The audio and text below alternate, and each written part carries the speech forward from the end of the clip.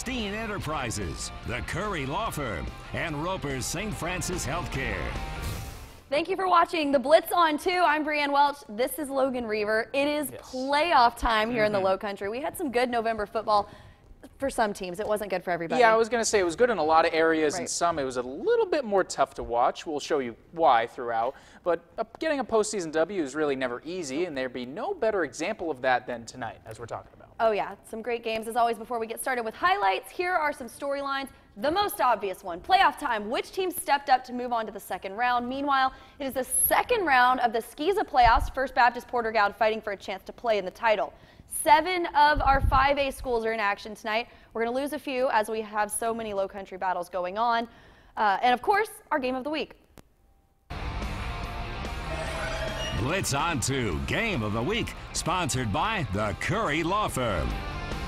Oceanside and Whale Branch. Coach Chad Greer knew that they were going to be playing a good Whale Branch team tonight. First quarter, Whale Branch quarterback C.J. Brown drops back, throws it deep to Trayvon Hip, catches it in the end zone for the first touchdown of the night. After that point after, it's 7-0 Warriors. Later, C.J. Brown again, this time decides to hand it off to Irvin Mulligan. He could go. Just wait for it. We'll see it coming up in a minute. He's going to go all the way, takes it in for another touchdown to the Warriors. They get the extra point. They put them up 14-0 at the end of the first quarter. It was an upset in 2A. The Oceanside Collegiate Land Sharks lose to Whale Branch in a close one, 30-28. That's ending their first playoff run and ending their season. So we now have some 5A playoff games to talk about. Some very slow starts, some blowouts, a little bit of everything tonight. Always a little bit of sprinkle, a little bit of seasoning all over the place. It is playoff time. Fort Dorchester, the number 2 seed in Region 8, hosting the Wando Warriors. First play of the game, it is going to be DeAndre Sabb, who's going to go deep. But you know what? That's not an Eddie Scott's plant. He's got things to do. Gets the interception. Then we move to first and goal. Sabb is going to keep it himself, and he's going to make it 7-0 Patriots. Fort D's running back Dwayne Wright kills it on the field, and most likely the dance floor as well. With that footwork as he goes into the end zone untouched to put them up 14-0, you never know, maybe a Dance Dance Revolution guy.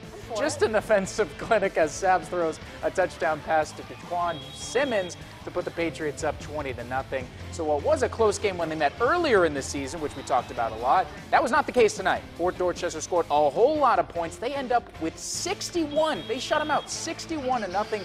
Late play fest West Florence in the second round. Next up, West Ashley playing Cane Bay. This is not as high scoring of a game. It was a tough night for the Cobras. They had a few good runs, though. Ball is tossed to Wendell Goodwin. Just manages to hang on to it, but he'd managed to get a couple of yards there. Isaiah Burst now with the ball. Takes it to the right, turns on the gas, but a flag on the play brings him back to the 30-yard line. And then Wildcat Kenyatta Jenkins fakes a handoff, tosses it to Darvin Darby. The Cobras don't let him get too far. Check out this field goal attempt. Seems like it could be good, but the ball falls just short by a few inches, bouncing off the goal post.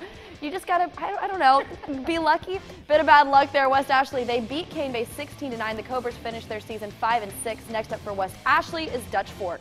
It's amazing they scored any points. Top-ranked Greenway of host Stratford to start the playoffs, and the first half was a blowout, just like this halftime show. Interesting choice of entertainment. 35-7 at that point. Jonathan Bennett throws a quick strike to Andre Banks, and he does the rest. Hey, what a great time for a plug. My story with these two airing on Sunday night. Here's the shorter version in a few words. They laugh a lot, and they score a lot of touchdowns. A pretty good life, you could say.